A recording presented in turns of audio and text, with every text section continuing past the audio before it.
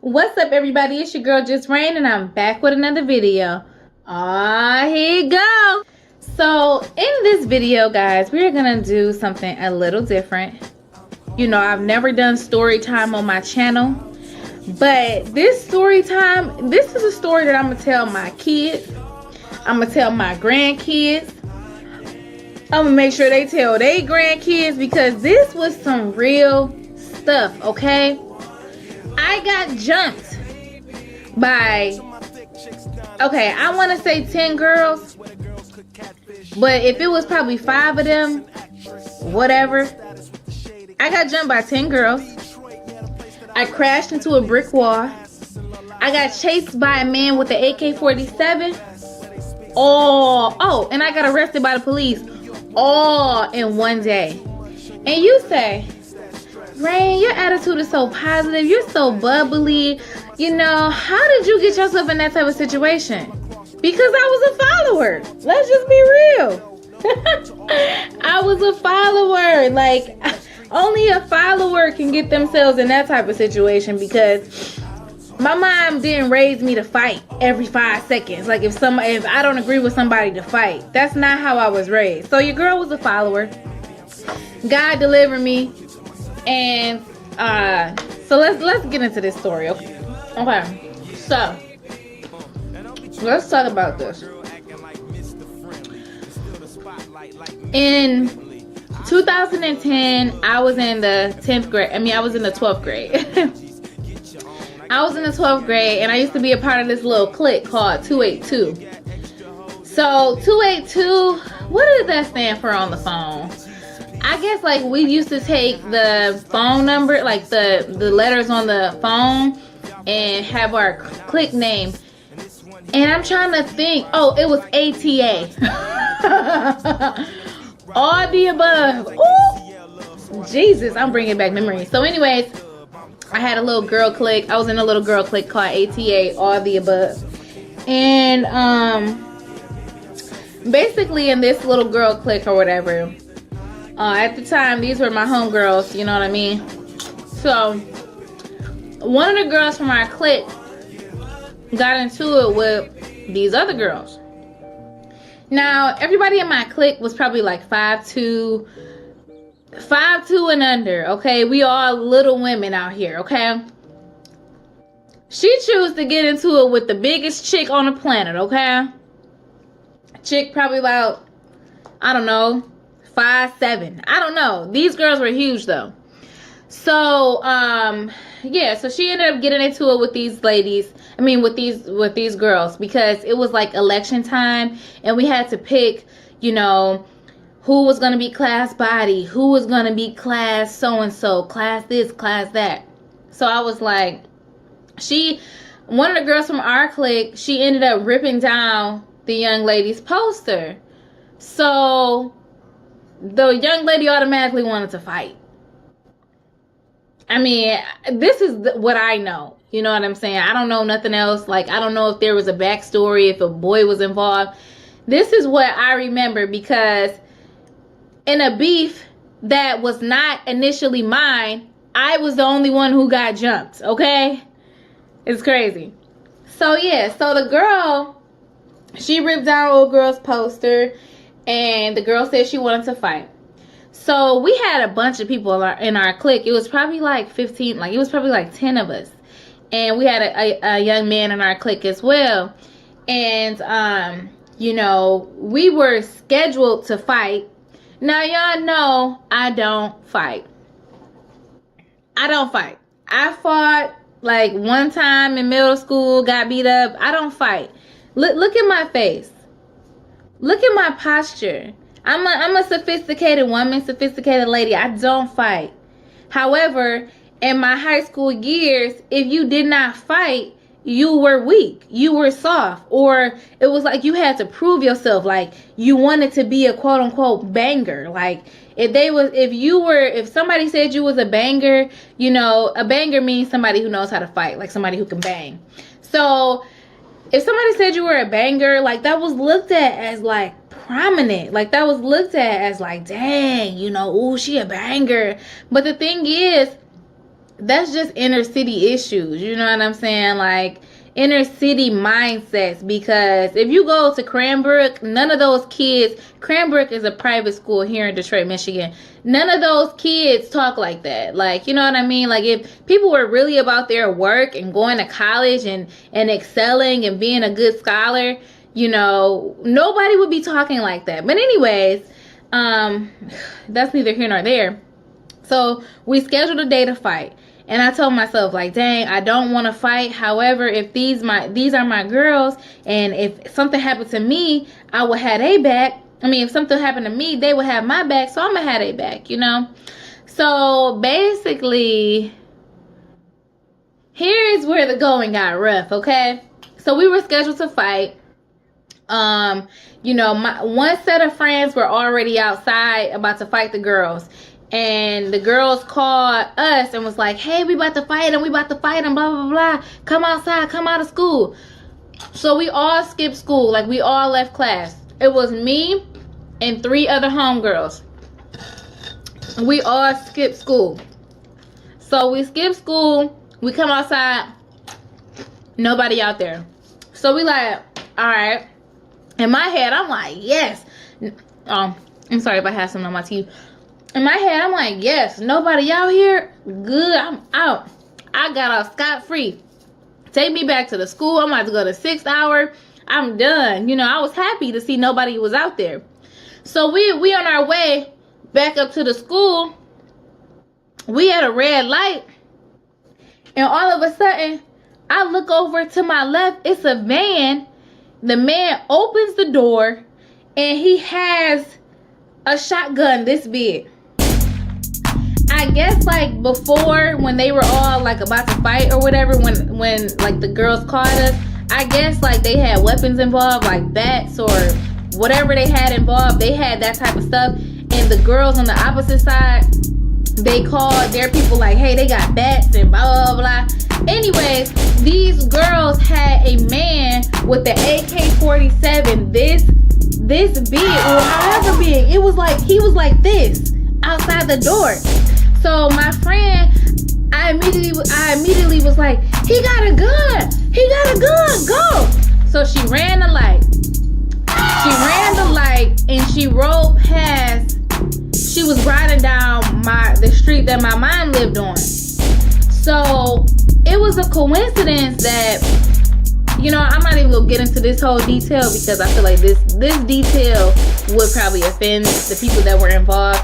And yeah, so I ain't gonna get into this detail. But anyways, we were riding past my mom's street, and I didn't want to call my mom and be like, hey, I'm getting chased by a man with a gun, because I didn't want to bring that to her house. You know, I didn't want to bring that to my house. I had a little sister at the time, and I just, you know, I didn't want to bring that there. So my friend who was driving, she ended up putting her head down because it was just a lot going, like, she was afraid that the dude had a gun. She thinking we about to get shot at. So she had her head down. So she was literally driving with her head down. Okay? And then we rode past my school. And I'm like, pull up on the grass. Pull up to the school. Because if we would have pulled up to the school, we would have been safe. But she just kept going. She was driving with her head down. It was just like, she just kept going. So we ended up pulling into Coney Island. Mind you, it's 4 of us in the car. One driving,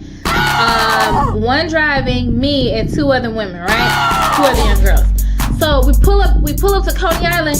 Boom! She crashed into a brick wall because she's driving with her head down. She in a panic. You know what I'm saying? She crashes. One homegirl hit her head on the windshield. We hopping out the car. I thought she was about to hop out no. When she crashed, she immediately backed the car up fast. I had to hop out of a moving car. Everybody hopped out the car. It was a pickup truck. So I was sitting in the middle. I had to hop out of a moving car. So I hop out the car. My homegirl, she just left. You know what I'm saying? We were getting chased. She felt like she said she was still getting chased after that. But we were getting chased. So all of a sudden, I seen 2 of the girls when I was walking out the car. Like, because I got out the car last. 2 of my homegirls ran into Coney Island, and I got out of the car last. So I saw the 2 girls, and they were walking up on me, and then they just jumped me. And then more and more and more people started to come. Of course, I defended myself. I don't know what I did because I blacked out. But of course, I defended myself. You know what I'm saying? However I defended myself, I don't know if I was swinging. I don't know what I was doing. But I defended myself the best way possible. But legit, like I had a weave. They were pulling my weave. They were telling me, B, you not tough. You not tough, B. You not tough. And I'm just like, yo, I never did nothing to none of these girls, low key. Like, if you guys can tell me what I did to you, why are you this angry at me? Like, I never did nothing to y'all, but I guess I was guilty by affiliation because, you know, I was cool with the girl that they wanted to fight. And it was just a whole bunch of drama that didn't have nothing to do with me. But I put my nose in it because I felt like these girls were my friends. And if they fight, I fight. You know, that's how the whole Detroit mentality is, I guess. Like, I'm gonna have your back, B. I'm gonna have your back. Anyways, my homegirls never came out of Coney Island. After I got jumped, oh my God. And then they had like a 30-year-old woman, like a grown, bald head, short lady with an itty bitty ponytail on top of her head, come running up on me like, bah, bah, bah, bah. And then, you know, I just, like, once I got up off the ground, I tried to fight. It happened so fast. It wasn't like I could feel any of those punches. Like the next day, I had a lump on my forehead and everything, but it just happened so fast. You know what I'm saying? And yeah. So when I ran into Coney Island, and when they left, I ran into Coney Island, and the girls, they were banging on the door to the girl that they really wanted to fight. They were banging on it like, yeah, B, blah, blah, blah, blah, blah. And I'm inside Coney Island, and then my homegirls, they just stood there. And one of them said that the reason why she didn't help is because she hit her head on the windshield in the car accident, and she had a little scar right here. Then the other girl was like, I was just trying to make sure she was okay. So you sat up there and let me get jumped while you trying to make sure she was okay? And I don't have nothing to do with this? Oh, so then, you know, when word got around that I got jumped, everybody was like telling the girls I was hanging around at the time, like, yeah, y'all some HOEs, you know, y'all should have helped her, y'all should have stood up for her. I mean, y'all should have helped her fight or whatever the case may have been. And they were just like, Rain knew what she was doing. Rain was running her mouth too. Like I said, look at my face. Look at me. First of all, I had just got done recording an episode of MTV Made. You know what I'm saying? Like, I was just on a whole nother level, and I just want to put this out there, guys. Don't fight for your friends. Don't fight for your friends. Don't fight for anybody. If anything, be the one to make peace. But make it known that you don't fight for anybody. You don't physically hurt anybody over something as small as an election. You know what I'm saying? Or you don't physically put your hands on anybody for no reason. When my baby girl gets old enough, I'm gonna let her know you don't fight for nobody. Fighting is not the answer, for one. And for two, people claim that they got your back, but when it really hits the fan, you need to have your own back. You don't need to, like, if I could go back to my younger self, I would be like, girl, what did you even leave the school for? You know what I mean? So after that, we got expelled because it was a gang violence. It was like considered gang violence, and we ended up getting expelled. Everybody that was involved got expelled, and then the girls who actually jumped me, they couldn't come back to the high school anymore. They had to go to a different high school, and they were pissed off about that. What are you mad for?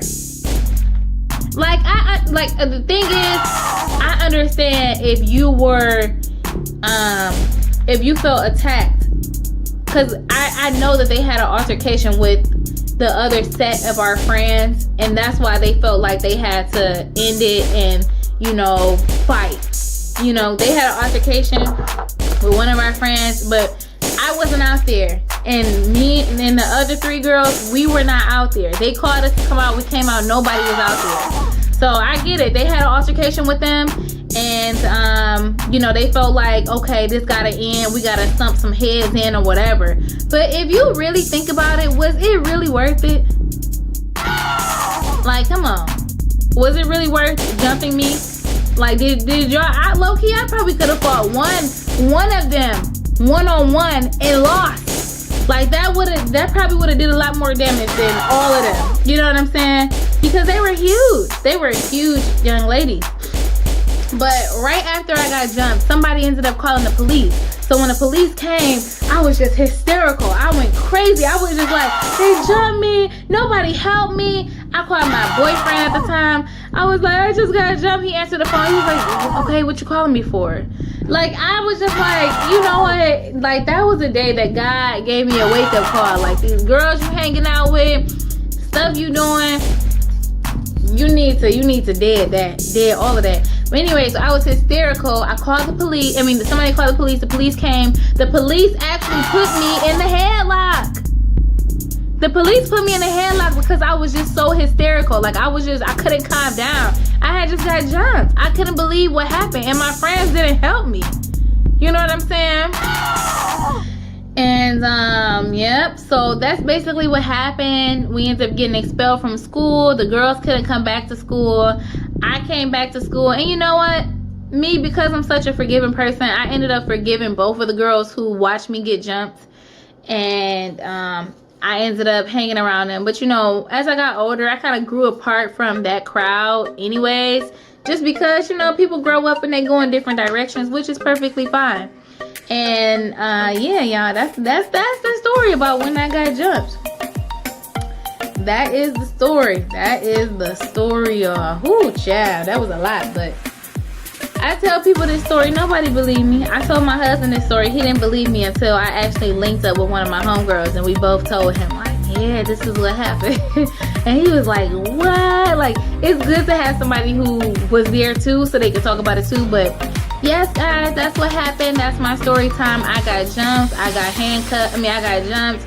I got put in a headlock by the police, you know what I'm saying? I got chased by a man with an AK-47. Shout out to Detroit Public Schools. And I'm gonna say that I should have stayed in class. I should not have been out of class. I should have stayed in class and let those girls do what they was gonna do, okay?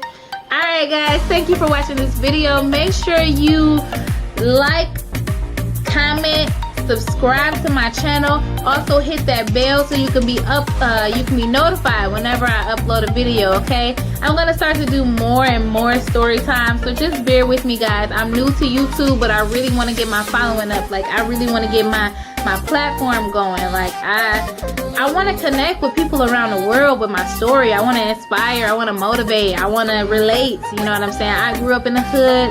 Well, I'm not going to say that. Well, yeah, it was the hood. I grew up in Detroit, Michigan, 7 Mile area. I went to DPS.